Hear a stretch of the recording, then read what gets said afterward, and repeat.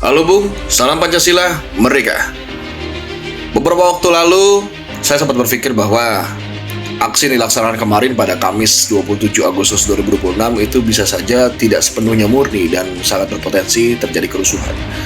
Benar saja, pihak kepolisian berhasil mengamankan 65 orang yang dimana membawa dan terlibat suatu jaringan ingin membuat suatu kerusuhan kepada aksi demonstrasi kemarin.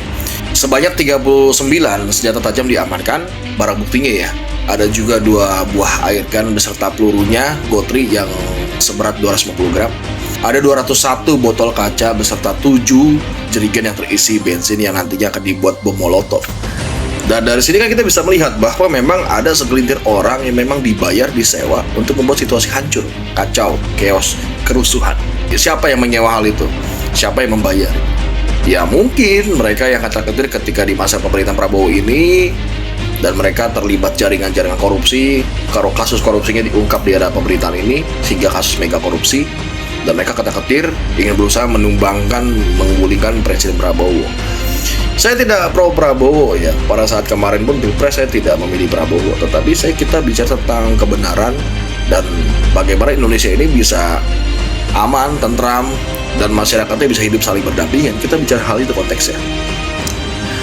Masyarakat Pati berhasil audiensi dengan pihak DPR RI dan ada hasilnya mengenai perampasan aset dari para koruptor dan juga hukuman mati para koruptor akan secepatnya disahkan pada tanggal 15 Desember 2026. Banyak masyarakat yang bertanya-tanya kenapa tidak langsung hari ini. Jadi gini bro, ketika suatu undang-undang untuk disahkan itu ada prosesnya panjang banget. Ada birokrasinya, ada rapat yang menyusul nantinya, dan tentunya harus diputuskan juga dan disahkan oleh presiden. Tidak langsung kayak jadi masak Indomie, tidak seperti itu. Ada proses yang panjang. Coba lu sebagai masyarakat yang memang kita paham, cobalah lu pelajari, lu riset lagi, lu kaji lagi komentar-komentar, lu bisa menimbulkan dampak yang kacau gak nanti untuk masyarakat kita. Lalu sore harinya masyarakat Pati jam 4 sore pulang ke kota asalnya di Pati.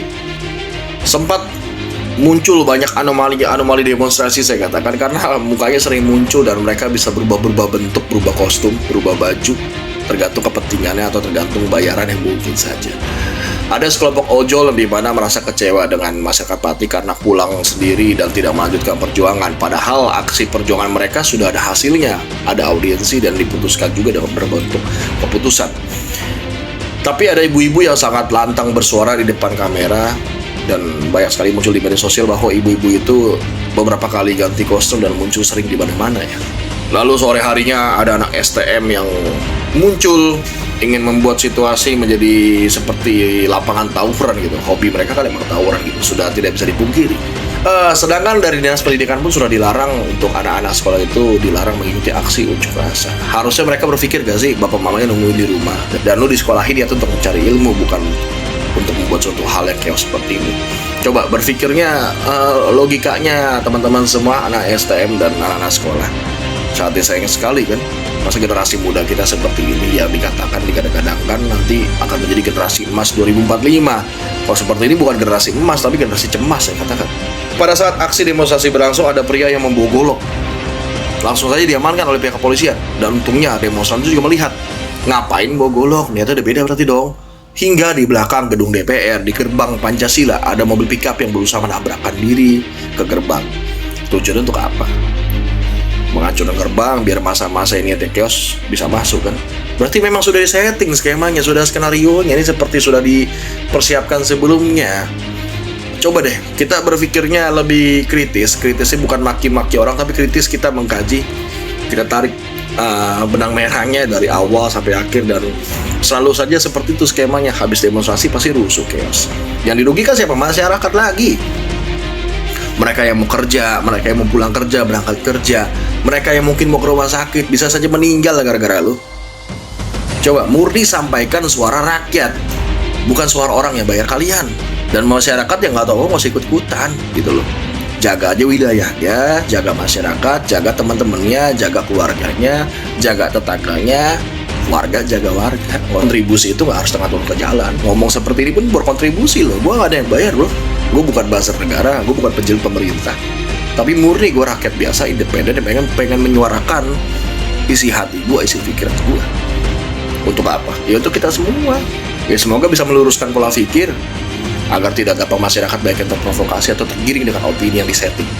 Lalu pada malam harinya, karena ini demonstrasinya itu sudah selesai sore sebenarnya, tapi sore ini muncul sampai subuh tadi, sampai tadi pagi, itu banyak sekali masyarakat yang ingin memang membuat chaos dan nggak kelar-kelar gitu loh, perang.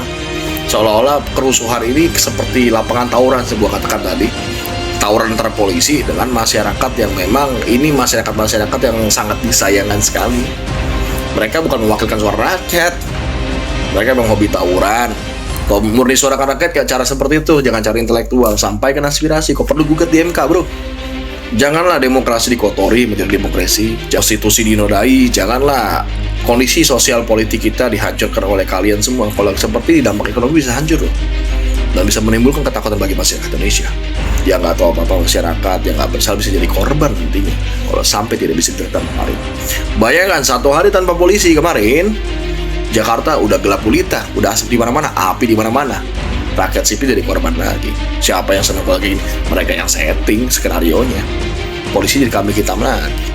Kan sangat miris. Coba nggak tahu nih, dari beberapa tahun seperti ini mulu yang kejadiannya. Ya gue berterima kasih kepada polisi. Kalau nggak ada mereka ya hancur Jakarta semalam. Dan muncul malam hari ada sekelompok ormas yang dikatakan ormas krip ya, dipimpin oleh Hercules, turun dari mobil truk membawa bambu dan ada ikatan kepala putih di kepalanya. Mereka ikut mengurai massa. Ada yang mengatakan ini kurang ajar segala macam, diciptakan untuk membuat chaos. Enggak juga, mereka mengurai massa yang niatnya merusuh, bro. Gua memang sangat sayangkan tindakan mereka itu main hakim sendiri. Tapi dengan ada seperti ini, kita juga harus melihat masyarakat itu juga harus berperan. Karena kalau orang-orang yang seperti ini brengsek gitu saya katakan. Kan kemarin pengen setting seolah-olah pengen jadi 98. Rencananya seperti itu. Ya kita harus sadar nih, 98 sama sekarang kondisinya beda. Presiden yang terpilih pada saat ini baru masa jabatan 2 tahun, 5 tahun belum habis. Presiden Soeharto menjabat selama 32 tahun. Terjadinya nepotisme, korupsi, kolusi pada pemerintahannya, dan semena-mena sifatnya otoriter. Yang sekarang tidak. Gak semena-mena presiden. Gue bukan membela presiden nih, tapi semua sudah berjalan dengan konstitusi yang berlaku.